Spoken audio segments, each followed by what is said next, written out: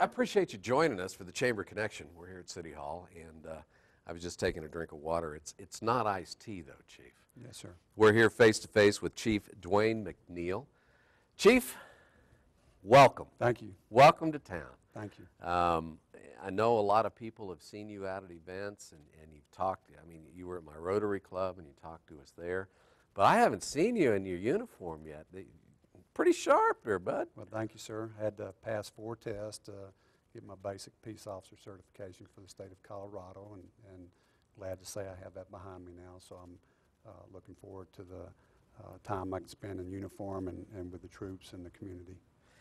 Well, you know, I wanted to bring you on the show because some people have seen you at different meetings and things, but people haven't really had a chance to meet you. Yes, sir. And so I think it's time, since you're our top cop, that we kind of get you out in the community and let everybody know who you are and what you do. Now, you said you're married. Yes, sir. What's your wife's name? Liddy, Elizabeth, but she goes by Liddy. Do you have any kids? Have a son that's 25 and finishing his last semester as an MBA student, and which I'm thankful for, that I won't have any more tuition to pay. Really brilliant kid. Wish I had half his brains, but he's doing well. He's back in Texas finishing up his master's, and will be out pretty soon. And so I'm really proud of him for all the achievements he's accomplished. Well, I think he has a pretty good role model there. Well, thank you. How about animals? Animals, we have 2 Australian Shepherds. Unfortunately, we found out one has cancer about a week and a half ago, so that's really devastating for us right now. It's tough. So anyway, we're holding up and bearing it. You know, sometimes your animals are like your children, and so we're very close to our dogs. Absolutely. And we also talked earlier, you're a man of faith. Yes, sir. You've been bouncing around the city and going to different churches and looking at them. A lot of great churches in this community, and we think we've settled on a church. We won't name it without getting their permission first, but small church, good range of ages, and just felt really right at home there. So that's just one part of what we're trying to do to get established in the community.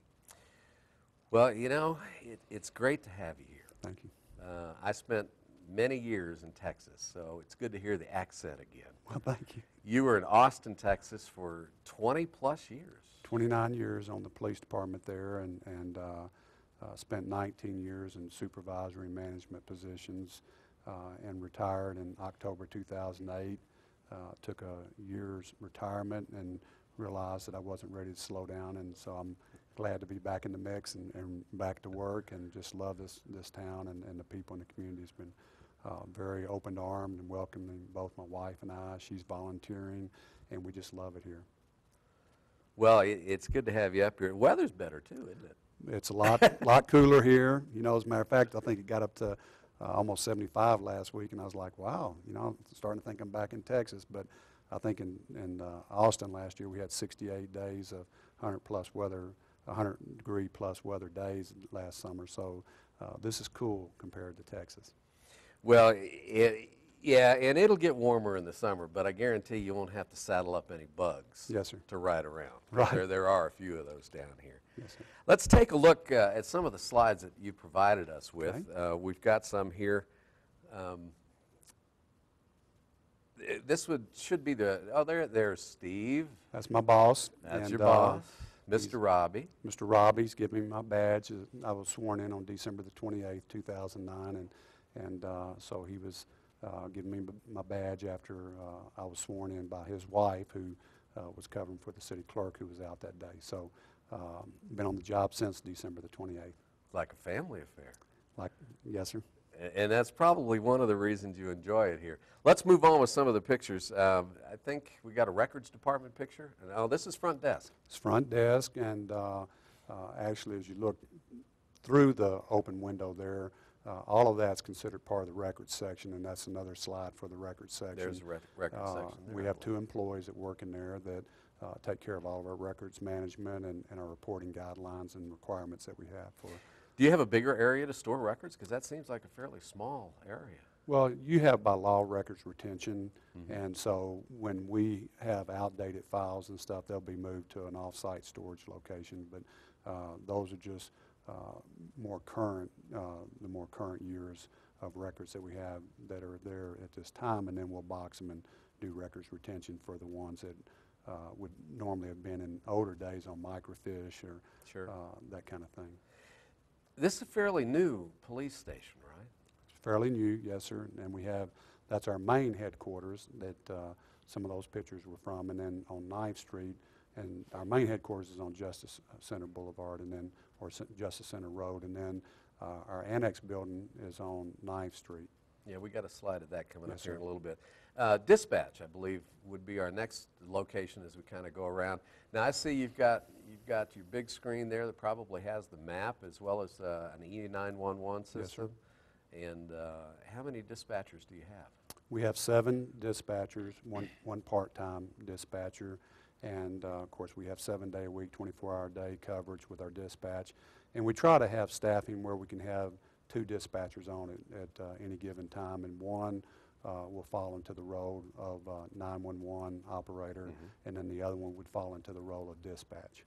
Do you have the advanced E911 system? We do, yes, sir. And you have a reverse And have call reverse 911, yes, sir. So I have to ask, Yes, sir. what happened a few days ago when we all got this call that we had a prisoner loose? Yes, sir. Well, our dispatchers just went through some updated training, for some of the new systems that are being installed in our communications, and unbeknownst to one of our dispatchers, the screens had been reversed to where she thought she was on the trial screen doing some just testing and practice runs, and it turned out to be on the live screen unbeknownst to her. And so when it was brought to her attention that she had just sent out a notice of an escapee to most of the community that had to ring down on the phones, she tried, instead of saying that this was a training error, she sent a deal saying disregard, a person's been captured, and so that led to more drama. So we're working on a fix for that and stuff, but unfortunately when you deal with the live component of it with practice, sometimes you have some snafus, but anyway, we're believing we have a fix in place for that now. Well, I've done dispatch, so I can understand. And for those of you out there watching, if you can answer the phone, talk to somebody else while you write something down somebody else is telling you, and still maintain decorum, Yes. then you're a pretty good dispatcher. And not let your adrenaline kick in. I always say dispatching is the most difficult job in police work, because not only are you responsible for taking care of yourself, you're responsible for everybody that's on duty, the people that are calling in, like you said, all the contacts that you have to make to people, and it's a very overwhelming job. And so kudos to our dispatch and dispatch across the country that do a job and don't get the praise and recognition that they deserve so much. You never see them. You never see them They're outside. the unsung heroes, and they protect your life as well as our life as well. They're the voice behind the scene. Yep. I used to be that in radio, but Yes, sir. not anymore. Let's move on with some pictures so we can take a look at more. What do we have here? This is our computer forensics examiner's office and stuff. We are fortunate, and we kind of split the duties. We have an information technology person that works for the city that also splits her duties and responsibilities as a certified computer forensics examiner. So she'll take all the cases that we have from our ICAC cases. Because of the limited training and expertise of other law enforcement agencies in this area, we also assist them with certified computer forensics examinations as well. And so we're very fortunate. It's a very, one of the things that really sold me on Canon City to have a progressive component like that as part of our department. That and our Internet Crimes Against Children's detective position, very progressive for any size agency, but for a smaller agency like that, that's just cutting edge, I think, for a law enforcement agency.